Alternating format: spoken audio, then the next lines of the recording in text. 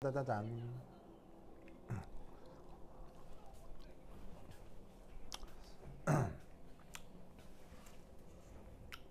자, 앞서 산무수물, 그 다음에 염기무수물 얘기를 했죠.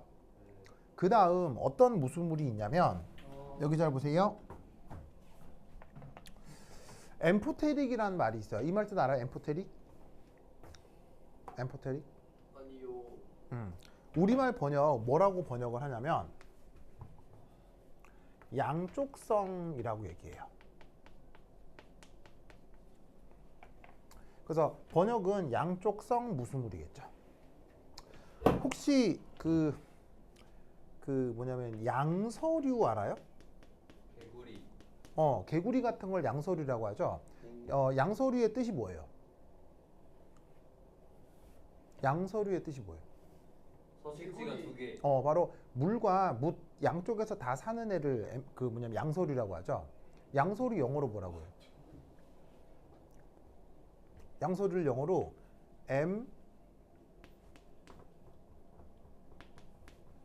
엠피비어스라고 해요.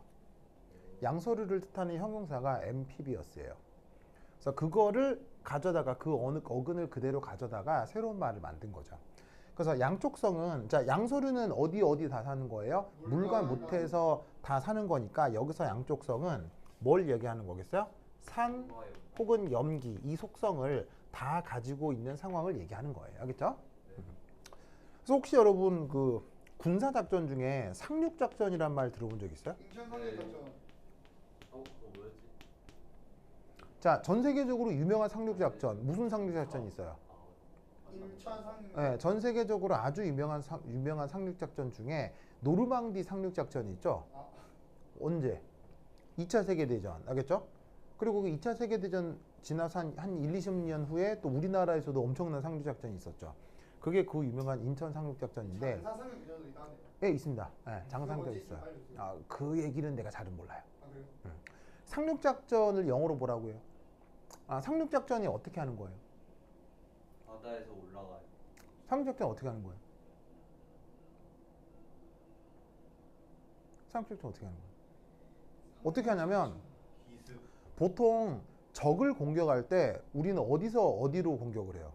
보통 땅에서 공격하잖아요. 땅에서 밀고 올라가서 탱크로 밀고 올라가서 하는데 적을 공격하는 방법 중에 바다로 접근하는 방법이 있어요. 그래서 어떻게 하냐면 이렇게 이제 바다가 있고 여기 이제 해안가가 있는 거죠. 이 해안가로 사실은 간첩도 들어오고 하기 때문에 군사적으로 이 해안가는 지켜요, 안 지켜요, 사람들이? 당연히 군인들이 지킵니다. 그래서 여기에 뭐가 이렇게 있냐면 짜잔, 짜잔, 짜잔 이런 식의 방공포대 같은 데가 있어요. 방공포대. 그래서 어떻게 했냐면 조그맣게 대포들이 이렇게 세팅이 돼 있어요. 그 다음에 기관총도 막 달려 있고 막. 그래서 이쪽으로 적이 오면 막 따콩따콩 싸가지고는 이게 뭐냐면 적이 바다로 못 오도록. 그런데 이 바다로 상륙 작전 하는 것의 장점은 뭡니까? 바다로 상륙 작전 하는 것의 장점. 은밀하다. 빠릅니다. 육상으로 가는 게 빠릅니까? 바다로 가는 게 빠릅니까? 바다. 바다가 빠릅니다. 왜죠? 네. 왜죠? 아 바다에 장애물이 없어서? 정답. 육상으로 가면 빠를 거라고 생각하는데 아닙니다. 육상으로 가면 되게 속도가 느려요. 왜냐하면 우리는 육상으로 도로를 따라간다고 생각을 하지만 전 지구의 모든 곳에 길이 다 뚫려 있나요? 아니죠. 대부분은 돌, 풀 이런 야생의 길이잖아요. 군사작전은 그런 데서도 하는데 그런 걸 뚫고 가는 게 사실은 쉽다 어렵다? 아주 어렵습니다. 그래서 육상으로 대규모 군사물자를 보내는 건 너무 어렵고 그래서 배를 이용해서 한꺼번에 가면 속도가 빠르기 때문에 상륙작전이 전쟁에서는 아주 효율적인 거예요. 대신 돈이 미친 듯이 들죠. 배를 운용해야 되니까. 무슨 말 알겠어요? 그래서 이제 배가 와요. 이렇게 배가 이렇게 슉 와요. 이렇게 와요. 여기 이제 군인들도 싣고 막 와요. 그러면 얘네들도 가만히 있겠어요? 가만 안 있겠어요? 엄청 싸네. 가만 안 있겠죠. 얘네들도 막 엄청 싸들 거 아니에요. 그러면 그 전에 뭐부터 한다? 비행기를 띄워서 뭐부터 한다? 폭격부터 합니다. 폭격. 정찰 다 끝난 후에. 그래서 비행기를 떨어뜨려서 폭격도 하고, 근데 폭격이 100% 맞습니까? 폭격도 빗나갑니까? 빗나가면서 빗나가고 얘들도 역시 그거 폭격을 대비해서 이런 방공포대를 지하에 세팅하기도 합니다. 그래서 폭격도 하고 그럼 얘도 반격을 할 거 아니에요? 그럼 배가 가잖아요. 배에도 뭐가 달려 있어요? 대포. 배에도 미사일이 달려 있습니다. 미사일이라는 대포가 있습니다. 배에서도 공격하는 겁니다. 그럼 이제 이미 잔뜩 싣고 가서 때렸으니까 여기서 시들시들 할 거 아니에요? 네. 그러면 이 배 앞에 뭐 상륙정이라고 하는 배를 갖다 댑니다. 상륙정이 쫙 가까이 갑니다. 상륙정이 딱 가까이 가서 아주 가까이 가면 여기서 뭐가 나온다? 수륙 양용 장갑차가 나옵니다. 이 장갑차 안에 누가 들어가 있습니까?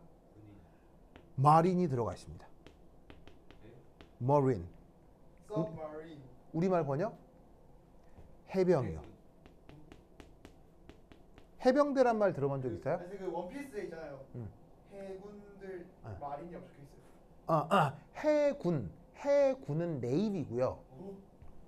원피스가 잘못. 해군은 네이비고 이런 상륙 작전을 축구가 보였어. 어? 축구가. 잘했어요. 땡큐 감사합니다.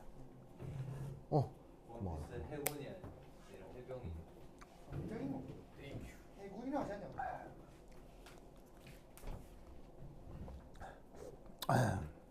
얘는 작은 거. 고마워요. 고마워요. 고마워.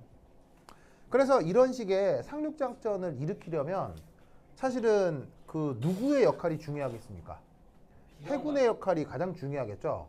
왜냐하면 뭘 운용해야 되니까요. 이게 배를 운용해야 되니까요. 네. 그래서 상륙 작전은 해군이 주관해서 하는 거고, 그래서 이 해병도 사실은 어디에 소속돼 있는 거예요? 해병도 어디에 소속돼 있는 거예요? 해군. 물론 나라마다 편제가 다양합니다. 다양한데 우리나라는 해병이 해군에 속해 있습니다. 편제상. 그래서 해군이 배를 끌고 가서 전투를 할 때 해군이 해병대를 육상에 상륙시키는 겁니다. 그러면 이 마린들이 가서 여기서 이제 총을 들고 실제로 총을 들고 여기서 막 싸우는 겁니다. 따고따고따고. 그러면 생각해봐요. 배에서 대포를 쏘는 건 바다에서 공격하는 거죠. 근데 해병을 내려서 해병이 착륙을 해서 총을 따고따고 쏘는 건 이건 육상에서의 전투죠. 예. 바로 해상, 육상에서 동시에 진행되는 전투라는 뜻으로 상륙작전을 영어로 amphibious assault라고 합니다. assault가 무슨 뜻이에요? 공격이거든요. 공격. 그래서 양쪽성 공격을 우리말로 상륙작전으로 번역을 하는 겁니다. 그래서 영어로는 amphibious assault예요. 아시겠죠? 이해하십니까? 네. 어휴, 좋다. 그래서 해병들은 죽을 확률이 높겠어요, 낮겠어요? 높아요. 죽을 확률이 아주 높은 거예요. 왜냐하면 진짜 적이 해안가로 직접 침투를 하는 거기 때문에, 그래서 해병들은 죽을 확률이 높아서 해병하면 아주 강인한 느낌들이 있잖아요. 네. 그게 그 죽을 수도 있을 확률이 높기 때문에 훈련 과정에서부터 정신훈련을 되게 심하게 시켜요. 해병대? 네, 해병대라고 하는 거예요. 난 해군인 거죠. 해군인 거죠. 그래서 이제 해병들이 막 해병 정신 뭐 하는 게 실제로 전투에서 죽을 확률이 가장 높은 군인들이라서 그래요. 특전사. 그 사람들은 오히려 잘 안 죽어요. 그래요. 네, 잘 안 죽어요. 특수전 한 사람은 그 사람들도 죽을 확률이 높아요. 근데 그건 전면전이 아니라 특수작전에 투입되는 거라 원체 작전 자체가 위험한 거죠. 그래서 특전사 혹은 특수부대라고 하는 사람들은 뭐 하는 사람들이냐면, 이런 작전이 상륙작전이라고 했죠. 네. 상륙작전 일주일 전에 은밀히 침투하는 거예요. 정보를 그냥. 네, 상륙작전 전에 아무도 모르는 깜깜한 밤에 잠수함을 타고 여기에 접근을 하는 거예요. 어떻게 접근하냐면, 여러분 이게 특수부대들이 해안가에 어떻게 접근하는지 들어본 적 없죠? 어떻게 하냐면 잠수함 타나? 잠수함에 탑니다. 근데 잠수함 어디에 타냐면요. 잠수함 어디에 타게요? 머리 바다. 잠수함 어디에 타냐면 바다에. 밑에 어뢰 배출구에 탑니다. 네? 잠수함에서 쏘는 미사일을 어뢰요? 어뢰라고 하거든요. 어뢰. 어? 그래서 원래는 여기서 쏘면 그럼 킹키라는 거예요. 예, 여기서 뭐가 나오냐면 그냥 바로 쓰는 거 아니야? 바로. 어뢰라고 하는 큰 폭탄이 나오거든요. 잠수도 터지겠지 그럼. 그래서 어뢰라고 하는 큰 폭탄을 쏘는 배출구가 있어요. 그래서 어뢰 배출구인데 이 어뢰라고 하는 건 무시무시한 무기입니다. 무시무시한 어마어마하게 무시무시한 무기입니다. 지뢰랑 약간 더 무서운. 상대도 안 됩니다. 아 진짜? 예. 그래서 육상에서 사용하는 대포의 화력에 10,000배쯤 강합니다. 엄청나게 무서운 무기입니다. 근데 대포는 왜 그런 거 안 써요? 육상은 이렇게 무거운 걸 들고 다니기가 어렵습니다. 아 맞네. 바다는 부력이 있기 때문에 강력하고 무거운 무기를 많이 가지고 다닐 수가 있죠. 그래서 잠수함이나 이런 해군 함정이 쏘는 어뢰는 진짜 무시무시한 무기거든요. 여기에 어뢰를 어떻게 쏘냐면 어뢰라고 하는 폭탄을 시팅하고 여기에 공기압으로 얘를 밀어내는 겁니다. 그럼 사람을 밀어. 정답. 우와. 그래서 특수부대는 와. 어떻게 저기 해안가에 침투하냐면 이 어뢰의 어뢰 발사관 있죠. 여기에 사람이 이렇게 쏙 들어갑니다. 진짜예요? 예, 사람이 들어갈 정도는 아닌 되게 좁은데 거기에 사람이 딱 끼어서 들어가는 겁니다. 네. 그럼 이 상태로 물속으로 들어가는 거잖아요. 그럼 어뢰 배출관도 물에 노출돼 있을 거 아니에요. 그래서 들어가는 특수부대원은 어떤 상태로 들어가겠습니까? 스킨스쿠버 상태로 들어갑니다. 그래서 스킨스쿠버 세팅을 하고 이 안에 들어가서 이렇게 적 해안가까지 가는 겁니다. 그리고 적 해안가까지 가서 적 해안가로부터 수백 미터, 알겠어요? 수백 미터에서 수 킬로미터 떨어져 있는 상태에서 어뢰 배출관에서 공기를 미는 겁니다. 그러면 이 스킨스쿠버한 상태로 어떻게 되겠어요? 슉 하고 이제 추진해서 날아가는 거예요. 그래서 어떻게 된다? 적 해안가 있죠. 해안가까지 도달해서 그 다음 어떻게 하느냐? 해안가에서 바로 나오는 게 아닙니다. 바로 나오는 게 아니고 이 특수부대원들은 어떤 상태냐면 이게 이런 얘기 처음 듣죠? 예, 난 이 특수부대 UDT 대원들한테 직접 들은 얘기라 UDT도 약간 이런 쪽이에요. 예, 이걸 주로 하는 게 UDT입니다. 아. 그래서 이제 여기에 이제 산소통을 메고 있을 거 아니에요? 산소통에 이 다리에 허리에 끈을 묶어서 이렇게 비닐봉지를 이렇게 달고 다닙니다. 비닐봉지. 그래갖고 이제 이 상태로 추진이 돼가지고 샥 가잖아? 그럼 이제 여기 해안가에 도달하겠지. 해안가에 도달해서 나오는 게 아니에요. 나오는 게 아니고 해안가에 도달해서 바닷속이죠? 네. 바닷속에 요렇게 모래가 있을 거 아니에요. 여기 도달해서 여기서 옷을 벗습니다. 무슨 장비? 스킨스쿠버 장비를 여기서 벗습니다. 스킨스쿠버 장비를 벗어서 왜? 나중에 탈출할 때 써야 되거든요. 그래서 바닷속에 들어가서 바닷속에서 땅을 팝니다. 땅을 파서 여기서 옷을 벗고 스킨스쿠버 장비를 넣고 이렇게 묻어두는 겁니다. 비닐봉지만 나와 있어요. 그리고 비닐봉지만 완전히 다 벗은 상태에서 비닐봉지만 딱 들고 싹 나오는 거예요. 그 비닐봉지 안에 뭐가 들어있다? 일상복이 들어있어요. 무슨 말인지 알겠어요? 예, 알몸으로 나옵니다. 맞네. 알몸으로 나옵니다. 그래서 스킨스쿠버 장비를 여기에 모래색에 파묻고 그럼 어디에 파묻었는지 내가 알아야 되겠죠. 왜냐하면 이거 왜 필요하겠어요? 다시 나올 때 탈출할 때 필요하다고요. 묻어두고 알몸 상태로 비닐봉지만 딱 꺼내 내려오는 겁니다. 그럼 이제 여기에 일상복이 있을 수도 있고 아니면 특수작전이면 군복이 있을 수도 있고 그리고 무기 체계가 있을 수도 있죠. 뭐 총이나 뭐 수류탄 이런 게 있을 수도 있죠.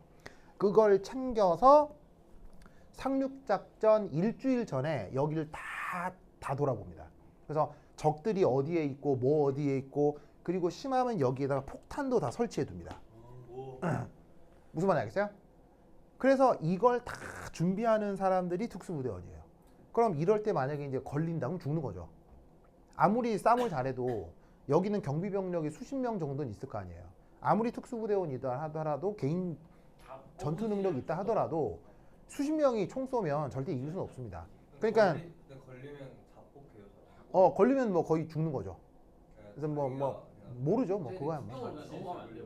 뭐라고? 그냥 일반인인 척하고 국경으로 넘어가면 안 돼요. 그쪽에서 전쟁 중인데 받아줄 리가 없죠. 아, 무슨 말 알겠죠? 이런 일을 하는 사람들이 특수부대원이어서 사실은 죽을 확률이 아주 높죠. 그래서 이제 이렇게 적해안가로 침투를 하는 겁니다. 알겠죠? 그래서 그런 의미를 갖는 걸 엠피비어스 혹은 엠포테릭이라고 하는데 이게 지금 얘기하는 산염기하고 이제 무슨 얘기냐? 자, 얘는 주로 어떻게 되느냐?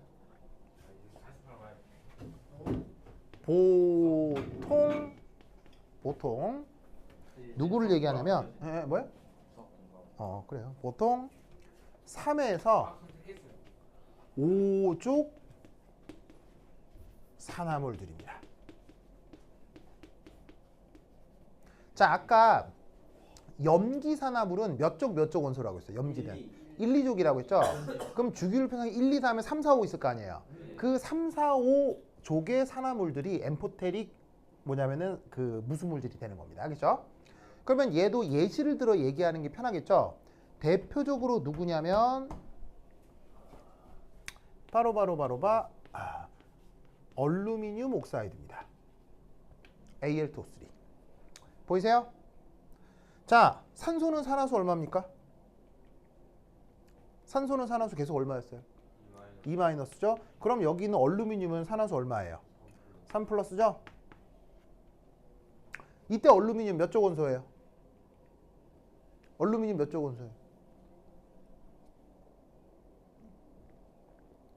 얼루미늄 몇 족 원소예요? 바로 13족 원소잖아요. 그 13족을 이렇게 뭐냐면은 그리스 알파벳 3으로 쓴 거야. 알겠죠? 그래서 저기에 있는 얼루미늄 옥사이드 같은 것들이 엠포테릭 언하이드라이드의 대표적인 예인 거예요. 알겠죠? 네. 그럼 이 녀석 첫 번째 1 act as 산. 자, 얘 산으로서 어떻게 반응하느냐? 이렇게 반응합니다. Al2O3가 사실 상온에서 고체거든요.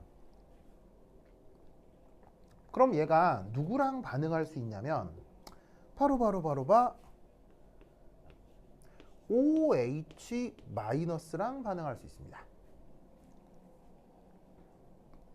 아시겠죠? 네.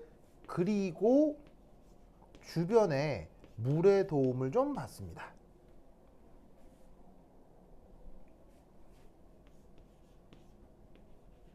그럼 뭐가 되냐면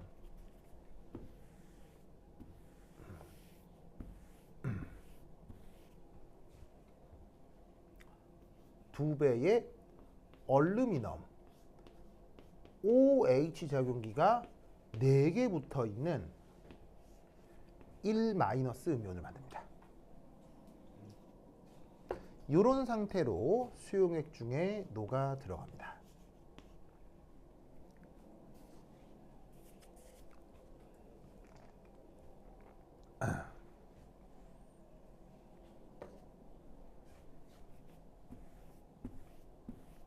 자, 아시겠어요?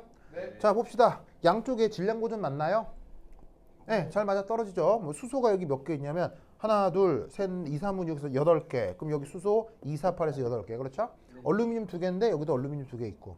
그래서 이렇게 해주시면 양쪽에 질량 고전 잘 맞을 겁니다. 네. 그래서 이 Al2O3라고 하는 게 지금 산으로 작용했다고 했죠. 산으로 작용했으니까 누구랑 반응하는 거예요?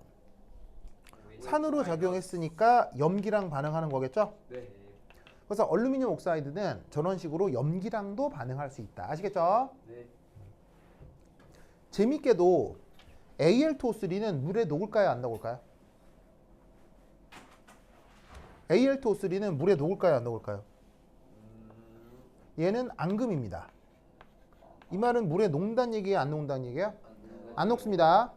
그런데 OH-를 막 집어넣으면 자, 잘 보세요. 어떤 상태예요? 어떤 상태예요? 수용액이죠. 이 말은 녹았다는 얘기예요? 안 녹았다는 얘기예요? 싸그리 녹는다. 알겠죠? 그래서 Al2O3는 원래 물에 넣으면 녹질 않는데 그 물에다가 OH-를 막 넣거나 pH를 증가시키면 이런 식으로 묘한 물질이 되면서 녹아 들어갈 수가 있어요. 알겠죠? 네. 그 다음 두 번째 자, 산으로 작용한다고 했죠. 그러면 뭐로도 작용할 수 있다는 얘기예요. 연기. 염기로도 작용할 수 있다는 얘기죠. 그럼 여기에 있는 Al2O3가 고체 상태인데 염기로 작동한다. 그러면 이때 H 플러스랑 반응합니다. 그러면 이때 뭐가 될지 써볼 수 있겠어요? 자, 이거는 반응식이 간단하기 때문에 충분히 생성물 예측할 수 있을 거예요. 이 축구 보고 있는 이 깐도야. 어휴, 이 깐도 진짜. 아이. 같이 보실래요? 방금 박주호가 잘생겼는데. 같이 보기 뭐가. 빨리. 자, 쓰세요. 자, 이 생성물 어떻게 돼요?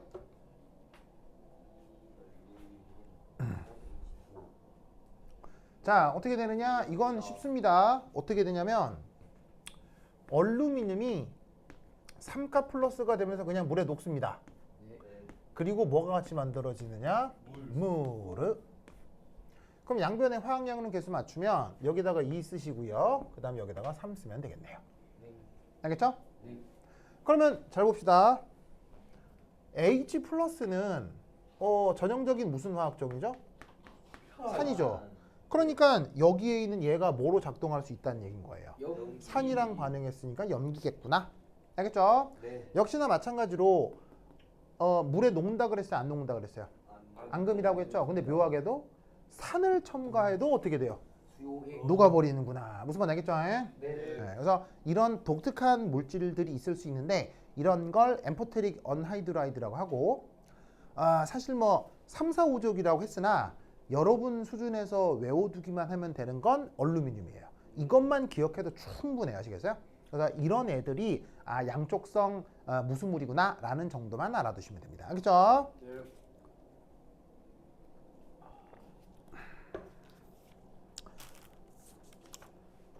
오케이, 됐다. 자, 됐죠? 네. 됐죠?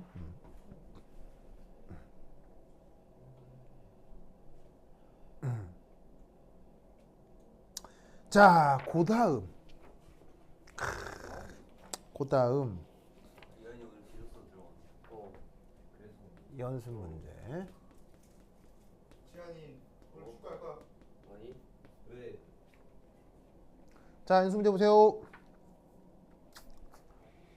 자, 연습 문제 뭐 할 거냐면 역시나 여러분 학교 수업 교재에 있는 겁니다. 이런 것까지 내시다니 참 너무 문제가 아니요, 화난 건 아니고요. 좀 어려운 문제여서요.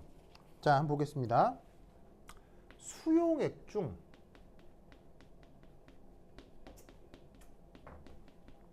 액성을 한번 비교해 보겠습니다. 어디서?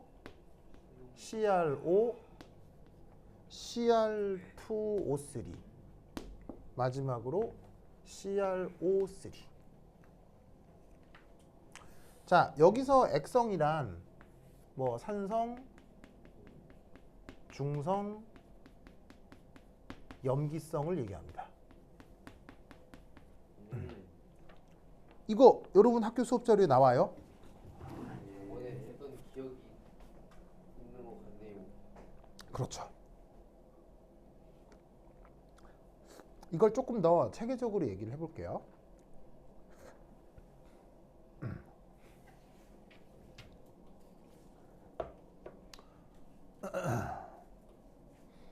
자, 이거 어떻게 되겠습니까?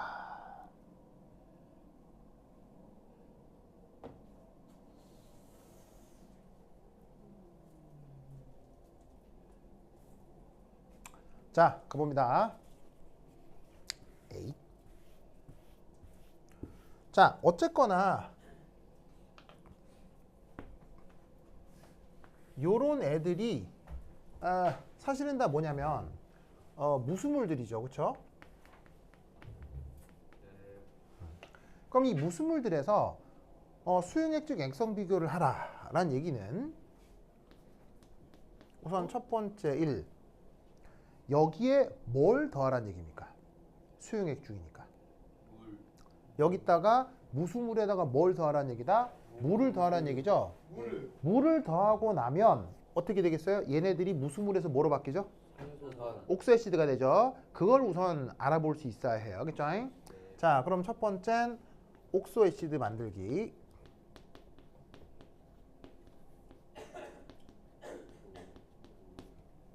자, 그럼 우선 크롬 옥사이드. 자, 이거 고체인데 물과 반응합니다. 그러면 어떻게 되냐면 얘는 요렇게 돼요.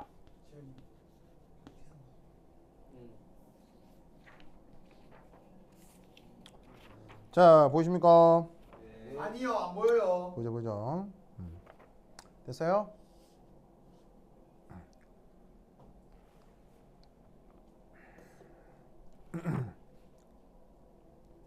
됐죠? 그럼 이후에 이 크롬 하이드록사이드는 어떻게 되냐면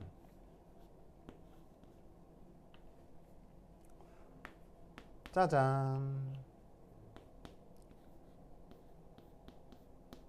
짜잔 이렇게 됩니다.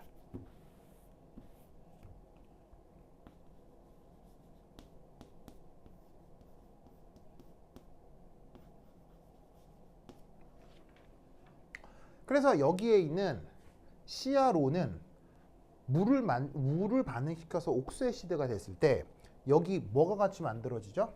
OH- 이온이 만들어지죠. 이게 만들어지기 때문에 얘는 산성, 염기성, 중성 뭐로 작동을 한다는 얘기겠어요? 바로 염기로 작동을 합니다.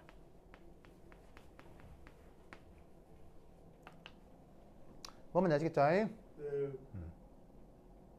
그런데 이때 여기서 마지막에 있는 CrO3 있죠. 보이세요? 이 CrO3 같은 경우는 H2O를 더하면 뭐가 만들어지느냐? H2CrO4가 만들어집니다. 자, 물만 딱 더하면 양론적으로 이게 되죠. 자, 얘 이름이 뭘까요? 얘는 또 이름이 있어요. 아주 유명한 이름이. 크롬산. 바로 크로믹 애시드입니다. 우리말 번역은 크롬산이요. 아이쿠야, 이름 자체가 산이에요. 무슨 말 알겠죠? 네. 이름 자체가 산이야. 그러면 얘는 어떻게 된다? 산해리를 합니다. 그래서 어떻게 되느냐? H 플러스가 이온화가 되고 CrO4 E 마이너스 음이온이 같이 따라 나오죠. H 플러스가 떨어져 나오니 얘는 산으로 작동하는 겁니까? 염기로 작동하는 겁니까? 산으로 작동하는 거죠. 무슨 말 알겠죠?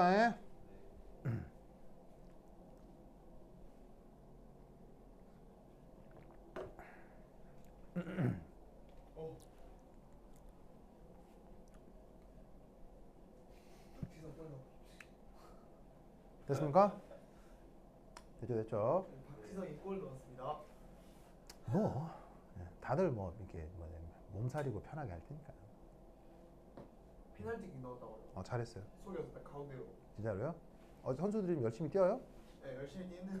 어. 푸열 뛸 때마다 뱃살 보이던데요. 진짜로요? 늙어가지고. 그래요? 그래요. 이렇게. 자, 그래서 여기에 있는 이 녀석은 염기성, 얘는 산성. 아시겠죠? 네. 자, 나온 김에 H2CrO4 루이스 구조 그려볼까요? H2CrO4 루이스 구조 한번 그려볼까요? 지금 졸려 죽겠는 지환아? 메뉴팬을 운다. 지환 졸리죠? 네. 왜 이렇게 졸려하는 거예요? 예, 재밌는 얘기 좀 하자니까요. 좀 자, 뭔 수업을 H2CrO4 루이스 구조 어떻게 됩니까? 누구요? H2CrO4 루이스 구조 어떻게 됩니까?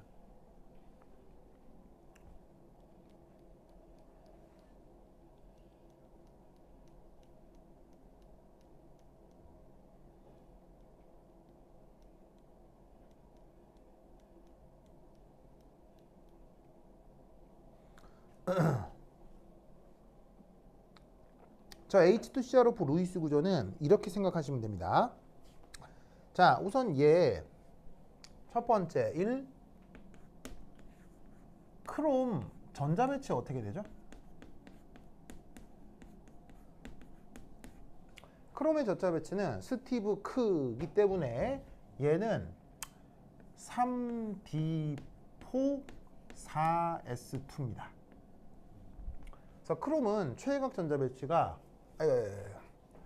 원래 4개, 2개라고 생각할 수 있는데 예외적으로 4, 2가 아니라 5, 1이 됐던 거 기억나요? 기억납니까? 그래서 크롬은 원자 번호가 몇 번이에요? 26번인데 그 26번 크롬에서 d오비탈 5개 수소, 이게 s오비탈이 하나. 그럼 여기서 어떤 생각을 할 수 있냐면 5 더하기 1 해서 마치 6개의 최외곽 전자가 있는 것으로 생각할 수 있다 이런 얘기예요. 아시겠죠?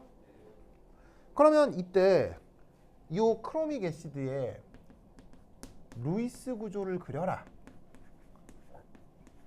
라고 하면 크롬을 그리고 최외곽 전자가 몇 개 있는 것처럼 6개가 있는 것처럼 하나, 둘, 셋, 넷, 다섯, 6개의 최외곽 전자를 찍으면 된다는 얘기예요. 알겠죠? 여기에 뭐가 잔뜩 있어요? 산소도 있고 수소도 있고 막 하잖아요. 그럼 이때 산소, 수소를 어떻게 연결시키느냐? 점 2개에다가 산소를 이중결합으로, 점 2개에다가 산소를 이중결합으로 여기에다가 OH, 여기에 OH 이렇게 결합시킨 게 바로 크로믹 애시드의 루이스 구조입니다. 무슨 말인지 아시겠죠? 그렇죠? 이 또한 무슨 산이라는 걸 알 수 있어요. 여기 딱 보시면 아주 전형적인 산소산이죠.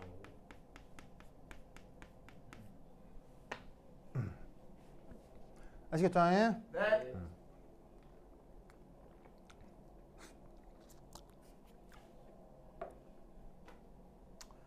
됐죠? 다 됐나요? 네. 자, 근데 이때 여기서 자, 요 지운다. 네. 여기다 써줘. 여기 지운다. 지운다. 지우자.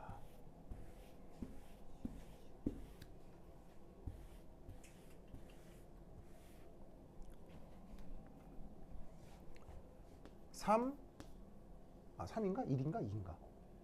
1이죠. 1. 2. 2예요? 2. 그럼 잘 봐. CR5는 염기성이었죠. CR5는 염기성이잖아요. CrO3는 산성이죠.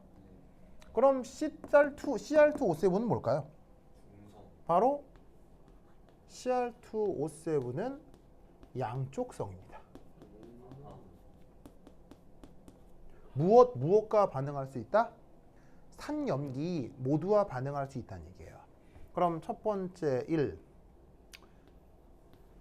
act as 산. 자, 어떻게 될 거냐면 이렇게 되겠네요. Cr2O3 솔리드 2OH 마이너스 그 다음 3H2O 리퀴드 한 개 크롬 OH4 마이너스 이렇게 됩니다. 두 번째 act as 염기 바로 Cr2O3 고체가 누구랑 반응하느냐? 6H 플러스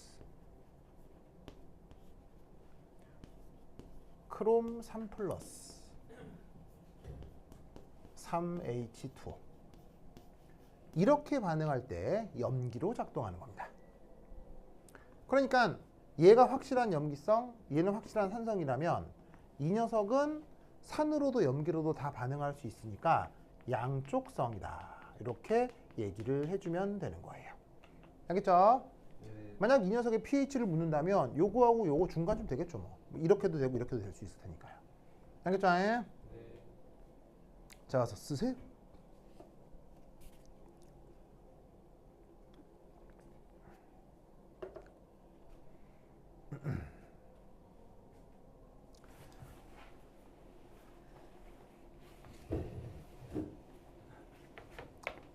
자, 와서 쓰십시오, 깐독은. 아 선생님 오늘 수업 듣기가 싫으니까 좀 안 들을래요. 그럼 뭐 언제 듣고 싶은데요, 자기는? 어제. 자, 와서 쓰십시오. 먹을 거 있어요. 먹을 거라 하면 우유. 네, 오늘 와사비 땅콩이요. 아, 오늘도 설거지해야 되나요? 그럼요, 당연히. 네. 기본 옵션입니다. 선생님 진짜 양심 없네. 저희 화장실에 가서 깨끗하게 비우고 네, 갖다 주시면 되겠습니다. 네. 아니면 들고 가셔도 되고요. 네? 들고 가셔도 되고요. 들고 가서 버리. 자, 나 썼어요? 아니. 자, 다 썼다면 느끼겠네요. 다 썼다면 눈치를 챘겠네요. 어. 뭐 동현아 눈치챈 척하지 마. 썼다면 눈치챘겠네요. 알루미늄이랑 똑같다. 똑같잖아요, 반응식이. 이 자리에다가 크롬으로 바꾼 게 요거예요. 요 자리에다가 크롬으로 바꾼 게 이거예요. 아, 왜 어차피 Al2O3나 Cr2O3나 존재비가 같잖아요. 2대3, 2대3. 그러면 산이나 염기로 작동을 할 때, 그럼 여기도 마찬가지로 왜 얘가 산이냐?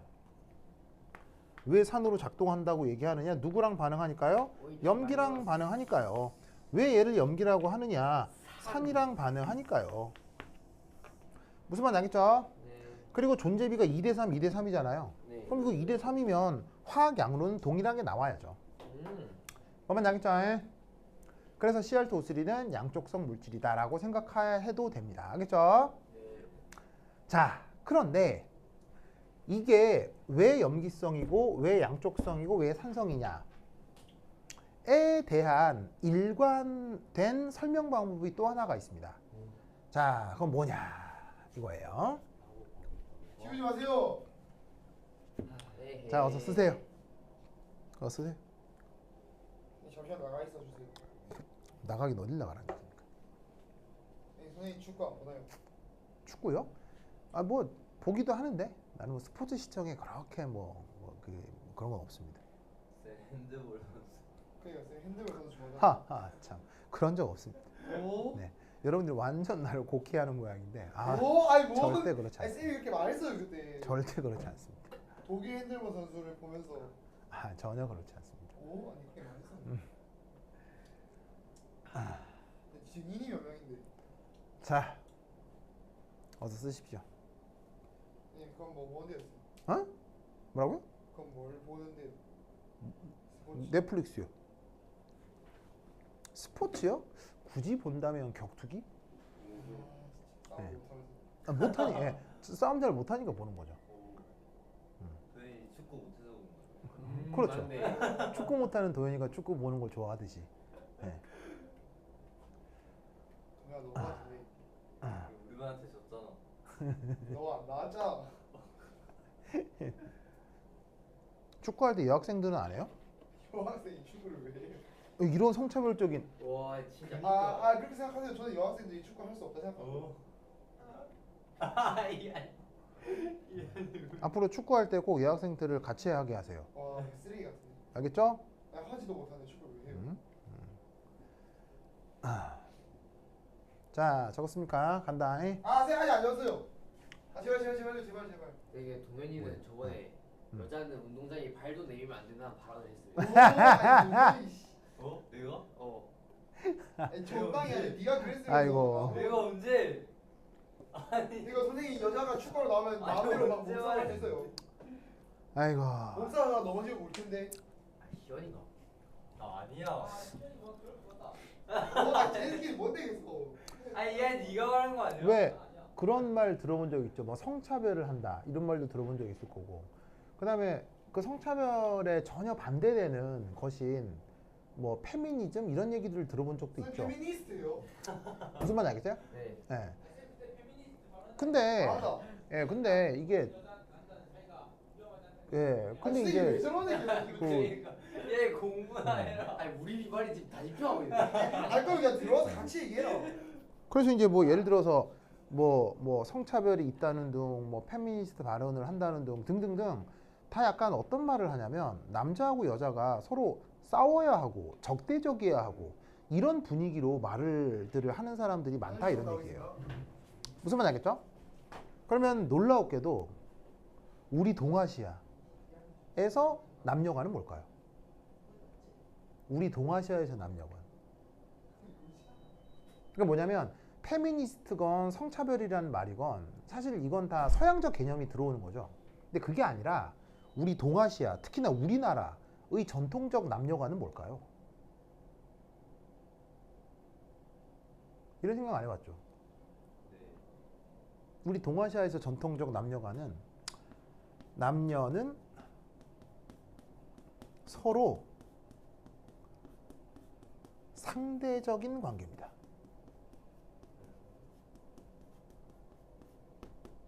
이게 동아시아가 생각하는 우리나라가 전통적으로 생각하는 남녀관입니다. 그러면 여기서 물어볼게요. 동현? 상대적이 뭐예요? 반대. 아 그래요? 자 저기 뭐냐 저 뭐야 저 아연 씨 전 남친 그리고 지금은 극구 연애를 안 한다라고 주장하는 우리 그 지완군. 네. 자 상대적이란 말의 뜻이 뭡니까? 들을 텐데. 몰라 뭐 아직 안 사귄다고 막 주변에서 얘기를 하더라고요. 아 그런가요? 상대적인 거요. 상대적이라는 게 무슨 말입니까? 아니 아니 근데 분유주가 인정했는데. 아니 오지 말라고. 그럴수록 더 강하게 얘기해야 되겠네요.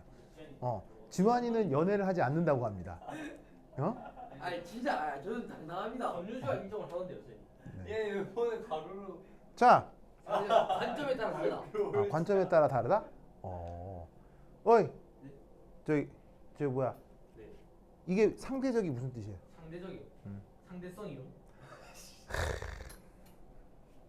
이게 여러분 우리나라 이 젊은 어린 학생들일수록 한자 교육이 정말 점점점 약해지면서 이런 멋진 말을 받아들이지 못하게 되거든요. 이게 한자로 무슨 말이냐면요. 상자가 무슨 말이게요? 서로상 서로예요. 대자가 무슨 말이게요? 대신대. 바로 기다리다라는 얘기. 오. 여기서의 대자는 기다리다 대자예요. 예를 들면 대기란 말 알죠? 대기해라 할 때 대기. 그 대자예요. 뭔 말인지 알겠어요? 그럼 말을 볼까요? 남녀는 서로 뭐 하는 사이라고요? 서로 기다리는 사이예요. 뭐 하기 위해서? 뭐 하기 위해서? 뭐 하려고? 사랑. To make 번식. perfect. 아니. 펄스니까. 완벽해지기 위해서 서로를 기다리는 사이가 남녀 사이예요. 뭔 말인지 알겠어요? 남녀는 서로 적대적이거나 경쟁하는 사이가 아니란 얘기예요. 뭔 말인지 알겠어요? 남녀는 서로 적대하는 게 아니라 서로를 기다리는 사이라는 건 뭐를 보면 명백해요. 무엇으로부터 명백한 거예요, 이건. 무엇으로부터? 바로 염색체. 몸의 구조요. 우리가 가지고 있는 몸의 구조만 보면 이건 틀린 얘기예요? 무조건 맞는 얘기예요? 무조건 맞는 얘기예요. 무슨 뜻인지 아시겠어요? 근데 거기다 대놓고 남자가 여자를 막 공격하고 여자가 남자를 막 공격하고 막 서로 성차별이네 막 뭐 서로 막 페미니스트네. 물론 그런 일들이 있을 수는 있어요. 근데 그런 게 마치 더 중요한 것처럼 얘기하는 건 곤란하다 이런 얘기죠. 자 생각해봐요. 남녀는 서로 상대적인 서로를 기다리는 사이다. 굉장히 로맨틱하지 않습니까? 맞습니다. 무슨 말인지 알겠어요? 이게 우리 동아시아가 생각하는 남녀관이에요. 무슨 말인지 알겠어요? 그러니까 여러분들도 이런 자세로 주변의 이성들을 이제 나이가 들어가면서 대해보란 얘기예요. 무슨 말인지 알겠습니까? 그러니까 지금부터 만나는 여러 이성들이 있을 수도 있죠. 혹은 꼭 이게 남녀라고 할 필요도 없겠죠. 남녀가 아니어도 되죠. 뭐 사실은 서로 마음이 통하는 누군가들 사이는 서로를 기다리고 있는 거야. 아니 뭐가 됐건 알겠어요? 그렇게 타인을 대해보라 이런 얘기예요. 무슨 말인지 알겠어요? 그러니까 나와 타인은 무슨 말인지 알겠어요? 나와 타인은 서로를 기다리는 사이다. 무슨 말인지 알겠죠? 그러면 적대와 경쟁 이런 것보다는 훨씬 더 마음이 따뜻해지잖아요. 이게 우리 조상들의 생각이에요. 그래서 이런 남녀간을 갖는 문화는 전 지구에 없어요. 전 지구에 거의 유일하게 한반도 땅에서만 이런 남녀간을 가져요. 그러면 적대는 적을 기다리는 건가요? 그렇죠. 거기서의 대결할 때 됐죠. 무슨 말 알겠죠? 하여튼 그렇다. 그래서 지환이는 뭐냐면은 빠른 시간 내에 결정을 해야 할 것 같아요. 뭐건 그죠 동현아. 그렇죠. 우리 상대적인 그런가요? 알겠습니다. 네. 이하생 그렇다. 자, 그다음 갑니다. 여기 지운다. 줄게요. 으쌰. 자, 그다음 하는 거 이게 진짜 중요합니다. 요거 왜나 3. 왜나 저희 그냥 수업 거부를 하네. 왜안 돼? 자, 봅시다. 세 번째 할 건 뭐냐면 자 보세요. 유효 전기 음성도라는 개념이 있어요. 그게 뭔가요? 자, 영어 표현으로는 effective electronegativity라고 합니다. 유효. 이거 어디서 많이 들어봤죠? 네. 유효 붙는 거 여러분 하나 아는 거 있거든요. 뭐? 유효 숫자. 유효 핵전화. 유효 숫자. 유효 숫자는 저 effective가 아닙니다. 아니 뭐 그래서 유효 일단 들어가자. 화학에서요. 유효 숫자 있잖아요. 화학에서 유효라는 말이 붙는 effective라는 말이 붙는 건 유효 핵전화입니다. 그러면 여기에 있는 이 유효 근데 진짜 이걸 어휴 이 깐도 진짜 어휴 이 깐도 진짜 아니 그거 아는 사람 있을까요? 아유 자 보자. 그러면 유효 전기음성도는 뭐냐면 이겁니다. 얘는 이거예요. 화학적 환경에 따라 전기 음성도는 바뀐다는 얘기예요. 이 개념이 유효 전기 음성도 개념이에요. 자, 전기 음성도는 기본적으로 전자를 내어놓는다는 개념이에요. 받아들인다는 개념이에요. 전자를 받아들인다는 개념이죠. 그러면 예를 들어서 여러분들이 밥을 먹는다고 생각해봐요. 밥을 먹을 때 내가 지금 배고플 때 더 밥을 잘 먹을 수 있겠어요? 배 부를 때 더 잘 먹을 수 있겠어요? 배고플 때. 무슨 말인지 알겠어요? 현재 내가 놓여있는 상황에 따라서 나의 속성이 일정해요, 변해요? 변한다는 얘기예요. 전기음성도도 마찬가지예요. 어떤 원자가 전자를 끌어들이는 상황도 현재 그 원자가 처한 화학적 상황에 따라 또다시 전자를 끌어들일 거냐 아닐 거냐가 새로이 결정된다는 얘기죠. 이런 것을 다 고려한 개념을 뭐라고 부른다? 유효 전기음성도라고 해요. 그럼 이 유효 전기음성도는 사실은 매우 수학적으로도 그 모델이 잘 만들어져 있어요. 근데 그런 수학적 모델까지 오늘 할 건 아니고 아주 정성적으로 쉽게 판단할 수 있는 것부터 한번 생각해 보자는 얘기죠. 자, 바로 뭐냐면 이겁니다. 원자의 부분 전하에 따라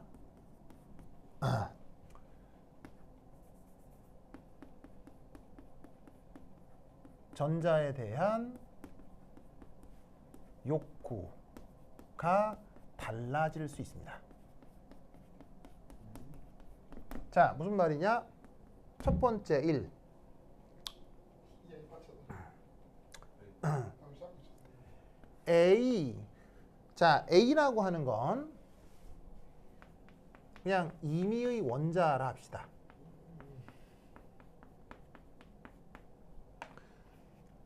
요거에 비해 A가 부분 전하 델타 플러스가 되면 전기 음성도는 커진다라고 할 수 있을까요? 작아진다고 할 수 있을까요? 커져요. 증가할 수 있다고 보는 거예요. 여기에 있는 전기 음성도를 전자에 대한 욕구라고 생각을 할 때 델타 플러스는 지금 이 원자가 전자가 많아진 상태란 얘기예요? 전자가 적어진 상태란 얘기예요? 전자가 적어진 상태니까 전자에 대한 욕구는 더 커질 거라고 보는 거예요. 무슨 뜻인지 아시겠어요? 네. 그럼 반대로 A 델타 마이너스는 어떻게 된다? 전기 음성도가 커진다라고 해야 되겠어요? 작아진다라고 해야 되겠어요? 작아진다라고 설명할 수 있다고요. 이런 식의 설명 방법을 뭐라고 부른다? 유효 전기 음성도, Effective Electronegativity라고 해요. 아시겠죠? 그래서 무기화학에서 사용하는 아주 고급 개념입니다. 알겠죠? 그러면 이때 어떤 생각을 해볼 수 있냐면 이런 생각을 해볼 수가 있는 거죠. 3. 금속의 경우 산화수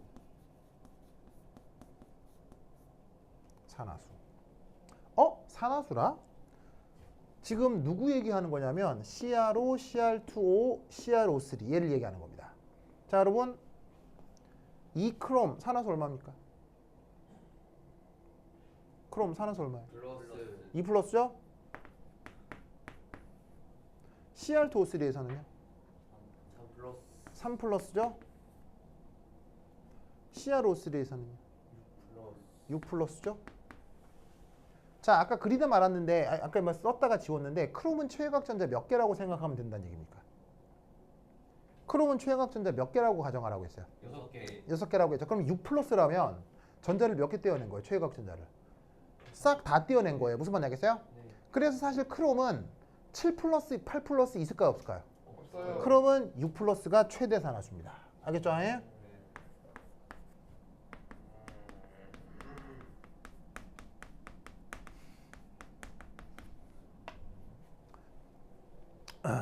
왜냐? 아까 크롬의 최외곽 전자를 6개라고 생각해 볼 수 있다고 했죠. 네. 어쨌건 그러면 금속의 경우 산화수가 증가할수록 지금 여기서 얘기한 증가할수록 부분 전하는 증가할수록 전자 밀도가 커진다는 얘기겠어요? 감소한다는 얘기겠어요? 전자 밀도가 줄어들겠죠? 네. 그러면 유효 전기 음성도는 자, 유효 전기 음성도가 말이 너무 기니까 이렇게 줄여 씁시다. 전기 음성도를 그리스 알파벳 카이라고 썼죠. 네. 그 다음에 유효의 EFF를 줄여서 아래 첨자 EFF를 쓰겠습니다. 그래서 유효 전기 음성도는 지금부터 보시다시피 카이라고 쓰고 이펙티브를 아래 첨자로 이렇게 쓰겠습니다. 아시겠죠? 네. 자, 그래서 금속의 경우 산화수가 증가할수록 전자 밀도가 감소하고 전자 밀도가 감소할수록 전자에 대한 욕구는 커지겠어요? 작아지겠어요? 커져요. 전자에 대한 욕구는 커지니까 이 유효 전기 음성도 역시 커지겠습니까? 작아지겠습니까? 커져요. 커지겠죠?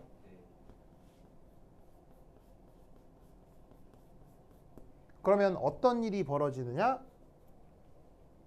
산화수가 극단적으로 커지면 딴적.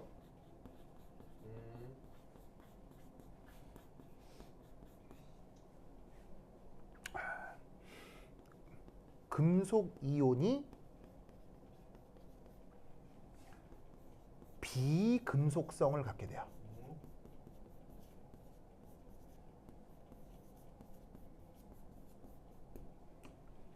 자, 여러분, 비금속은 원래부터 전기임성도가 큰 편이에요, 작은 편이에요? 금속에 비해서. 커요. 비금속은 금속에 비해 원래부터 전기 음성도가 더 크죠? 네. 예를 들면 산소, 질소, 플러린, 금속이에요, 비금속이에요? 비금속. 비금속이죠. 전기 음성도 커요, 작아요? 내장. 전기 음성도 크죠? 네. 그럼 봐봐요. 산화수가 증가할수록 전자밀도가 감소하니까 전기음성도가 커진다며요. 전기음성도가 커지다가 뭐가 될 수도 있다는 얘기예요. 비금속이 될 수도 있다는 얘기예요. 무슨 말인지 알겠어요?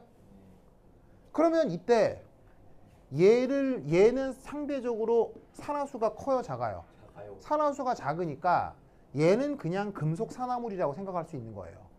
금속 산화물은 무슨 성이에요? 염기성이죠. 그런데 얘는 어떻게 돼요?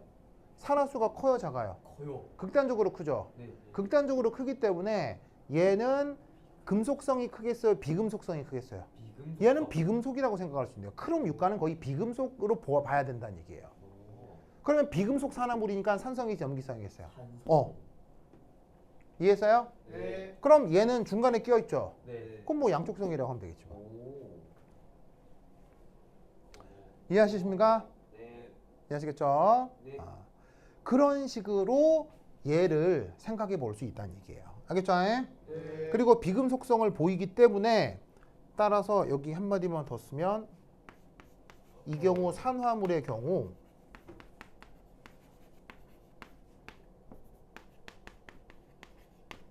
비금속 산화물처럼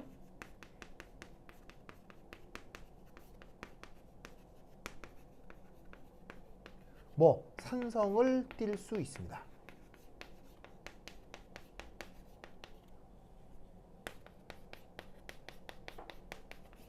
아시겠죠?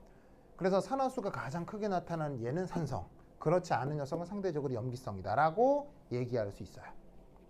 되십니까? 네. 이런 일을 꼭 기억해 두시기 바랍니다. 오케이, 됐다.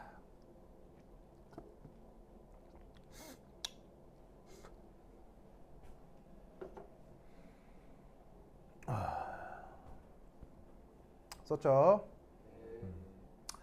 그래서 여러분 잘 봐요. 크롬은 확실히 금속이라고 할 수 있겠죠. 이 얘기는 그냥 살짝 들어만 둬요. 금속이라고 할 수 있겠죠. 네. 산소는 금속이에요, 비금속이에요? 비금속이죠. 그러면 금속과 비금속 사이의 결합의 물질을 무슨 물질이라고 하죠? 금속과 비금속이 만난 물질을 뭐라고 하죠? 이온결합 물질이라고 하죠. 네. 그래서 CRO는 이온결합적 성격이 강한 거예요. 그럼 이온결합적 성격이 강하기 때문에 얘는 상온에서 고체, 액체, 기체 상태가 뭐겠어요? 자, 네.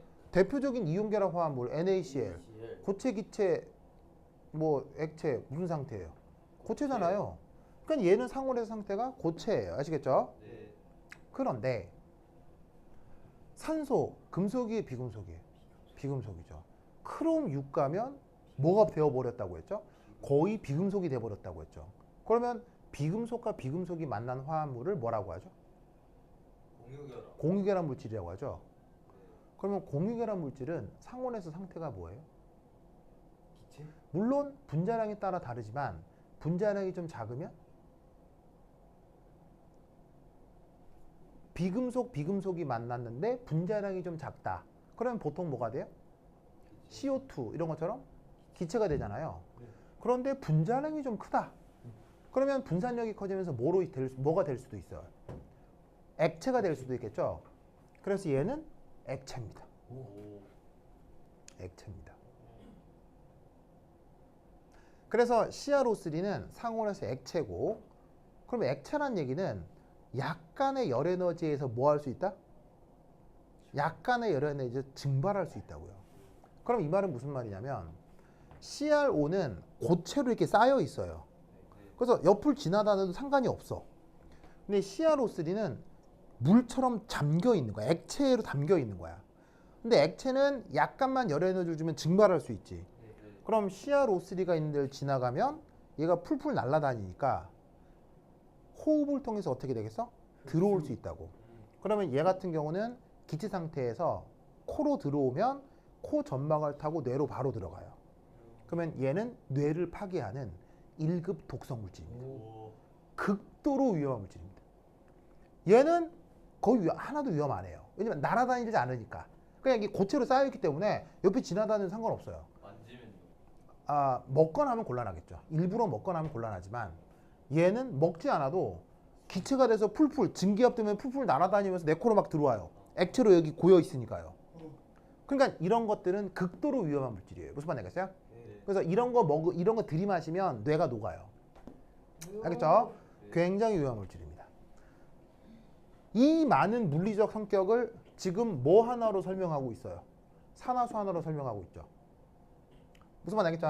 그래서 이제 이런 설명 방법이 있을 수 있는데 뭐 사실 뭐 이렇게까지 다 알 필요는 없겠지만 그래도 학교 수업 자료에 이런 비교가 나오고 있기 때문에 동시에 같이 알아두시라 이런 말이죠.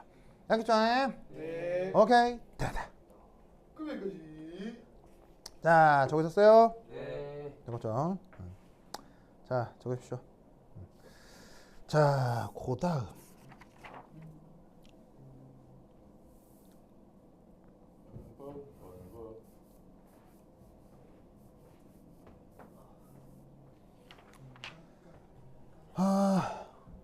그다음 자 요건 앞에서 했고 녹는 정도 정한 용해도 순서 정하기 줄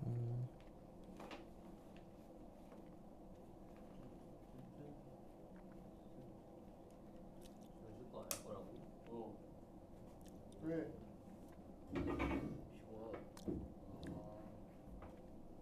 승우가 교도소 어디냐고 물어보는.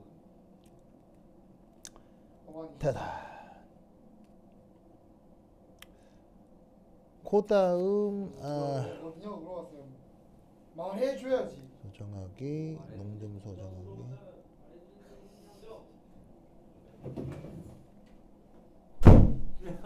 나이스.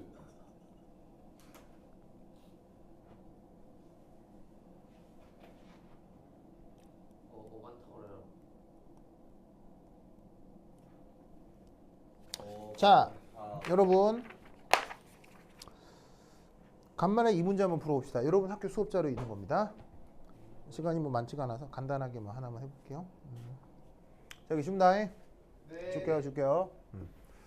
다음 시간에 이제 또 다른 또 내용 할 거예요. 하는데 어렵네요 내용이. 예 뭐 그러네요. 그래서 조금 간단한 내용 한번 해볼게요. 딴 따라란. 지금 몇 시죠? 8시 18분이요. 18분. 진짜 애매한데. 10분만 안 끝났는데.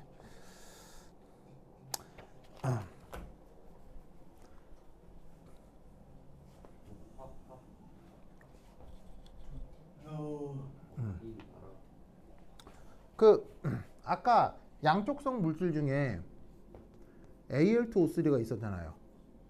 Al2O3. 네. 얘는 뭐 고체인데 이게 얘는 그 자연계에 존재하지 않아요.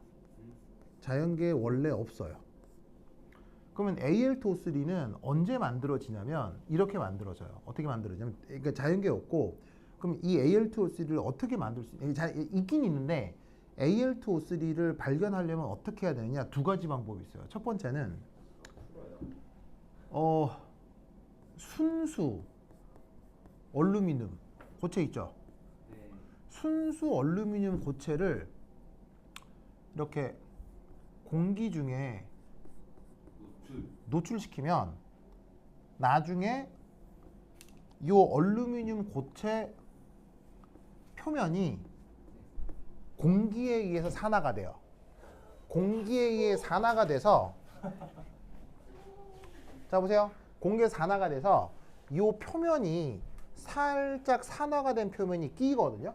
네. 그래서 이때 공기 중에서 약간 산화가 돼가지고 Al2O3가 만들어져요. 무슨 말인지 알겠죠? 네.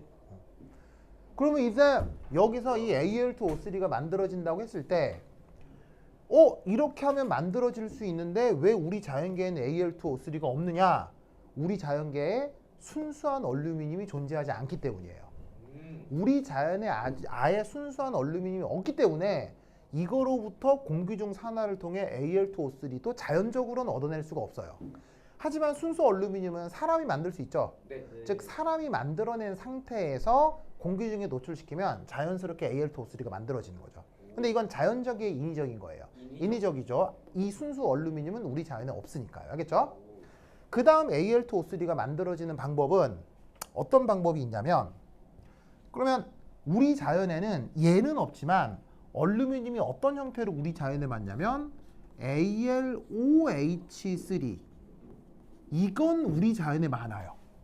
이게 우리 자연에 있는 형태예요.